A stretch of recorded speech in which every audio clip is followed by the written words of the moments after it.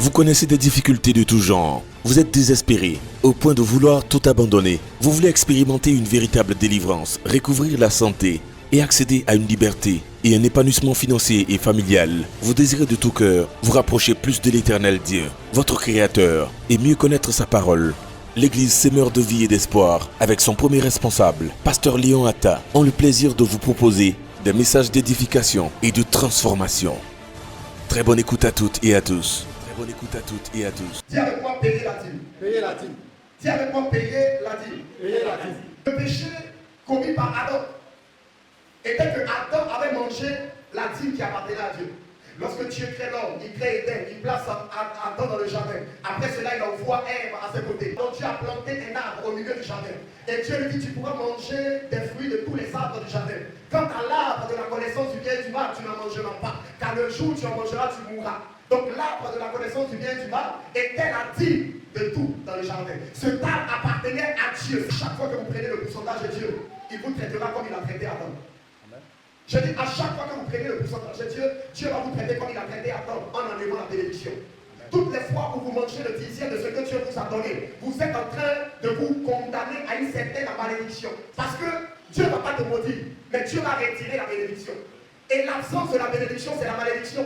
Personne n'est neutre. Je ne suis pas en train de dire que celui qui ne paye pas la dîme est maudit. Je suis en train de dire que lorsque tu ne donnes pas la dîme qui appartient à l'Éternel, Dieu retire sa bénédiction. Et c'est la raison pour laquelle beaucoup de personnes vivent et ont des troubles dans tout ce qu'elles font. Aujourd'hui ça va, demain ça ne va pas. Aujourd'hui ça va, demain ça ne va pas. Aujourd'hui ça se comporte comme ça, demain ça ne se comporte pas bien. La dîme appartient à Dieu. On ne donne pas sa dîme, on paye sa dîme. La dîme c'est une taxe, la dîme c'est un impôt. Dieu ne peut pas te demander des comptes pour une chose qui t'appartient. Dieu te demande des comptes sur ta vie parce que ça ne t'appartient pas, ça lui appartient à lui. Alors Dieu ne peut pas te dire que tu le voles. Dans Malachie 3, verset 10, il ne peut pas dire que tu le voles si ce que tu utilises t'appartenait. Je ne peux pas accuser quelqu'un qui le vole pendant que ce qu'il a pris lui appartient. Si vous ne payez pas la dîme fidèlement, vous ne pouvez pas avoir accès à la bénédiction de Dieu. L'un des premiers principes pour manifester la bénédiction de Dieu dans votre vie, c'est votre capacité à retourner le dixième de votre revenu au Seigneur. C'est lorsque la dîme est donnée à Dieu que la bénédiction est déclenchée. Quand vous lisez les Écritures, vous avez comme l'impression que Abraham de retour a rencontré Melchisédek sur la route. Non, il est passé par là-bas. Avant de rentrer chez lui à la maison, avant de rentrer dans sa vie, Abraham est allé voir son pasteur qui était Melchisédek.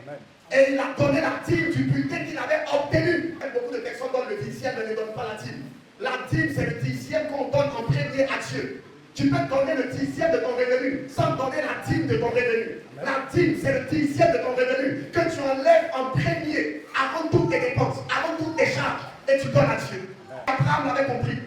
Abraham est allé d'abord voir son pasteur Melchisédek. Il dit, voilà, voici la dîme. Dieu m'a délivré. Et c'est alors que Melchisédek prononce la bénédiction de l'Éternel sur lui. Nous sommes convaincus que vous avez été bénis et fortifiés par l'Esprit de Dieu à travers ce message. Si vous avez des questions ou des préoccupations de quelque nature que ce soit, nous serons honorés de vous accompagner.